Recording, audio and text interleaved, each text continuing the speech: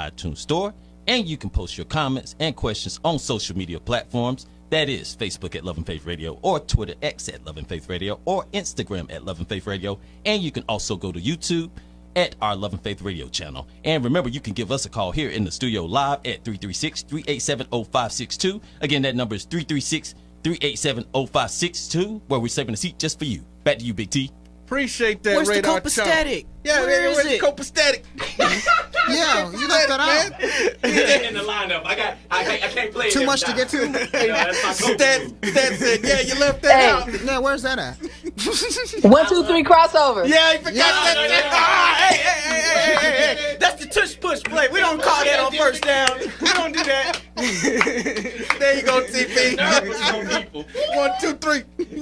All right, well, let's hand it off to Stats and let's talk some baseball. Take it away, my man. All right, y'all. So the theme for this segment is a little Father's Day theme-ish. Oh, okay. All right. It is Father's Day on Sunday. It is coming up. 2 years since 2022, a touch off the outside and a straight steal at home. Okay. 2 years since 2022. All right, it's been 2 years since me and my father were able to talk about our favorite Dodgers pitcher, Walker Buehler, and watch and discuss how well he honed his craft of pitching and dominated opponents with startling regularity at the beginning of his career. When I first watched him pitch back in 2018, I knew there was a different method about the way he attacked hitters, and that his intense disdain for throwing balls to foul behind hitters would lead him to improve. And Buehler did not have his best location on a Saturday in mid-May, but he perhaps earned a few strikeouts thanks to a generous zone from the ump. And much to his delight, they didn't allow any runs to the Reds either in his first start. The lone hit was surrendered to Jacob Hurtubise. Only the second player in history to play from West Point that's in the MLB. Okay. All right. He got a hit against the Dodgers the next week, too, on the same day. Isn't that weird?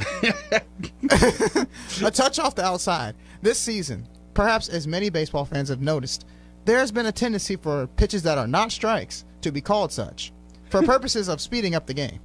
Although the purpose of the touch off the outside agenda was to speed up the game across all of baseball, it has backfired. In a 3-week time span, I have already noticed there were 3 contests. 3 contests spanning 11 innings or longer, and we have not reached the halfway point of the season quite yet. The A's and Rockies had a 12-inning affair. The Rangers and Angels had a 13-inning affair. And the Rays won a 12-inning contest a few Thursdays ago as well, in a game in which I had no clue who was going to win, because the risk numbers were putrid. Or runners driven in while in scoring position on both sides. The lesson should be learned that just because more pitches are going to be called strikes doesn't mean the game's going to go by faster. Exactly. The strikes still have to be hit, and some teams are just so equally bad the game sometimes approaches a stalemate of sorts. For a while. It's just baseball. Straight steal at home.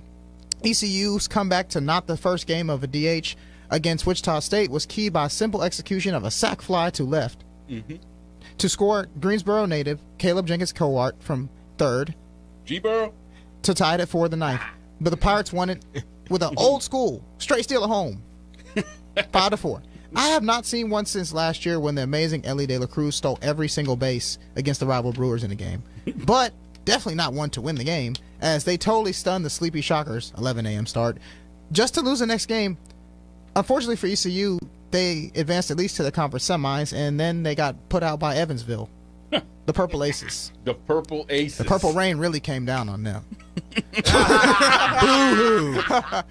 I'm glad, as a Wake Forest fan, I'm glad y'all out ECU. Hey, man, you're supposed to be pulling for the North Carolina team. I mean, we're Carolina fans. Anyway, the torture continues. The Rays continue their 11-year-plus torture of the Marlins. Can y'all imagine that?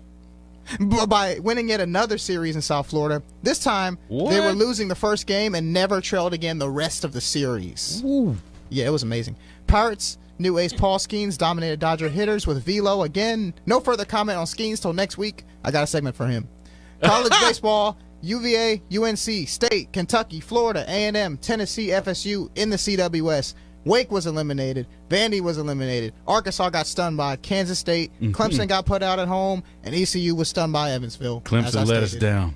Clemson is just, they're a mess. They let us Every sport they do this somehow. They let us down. They choke in every sport.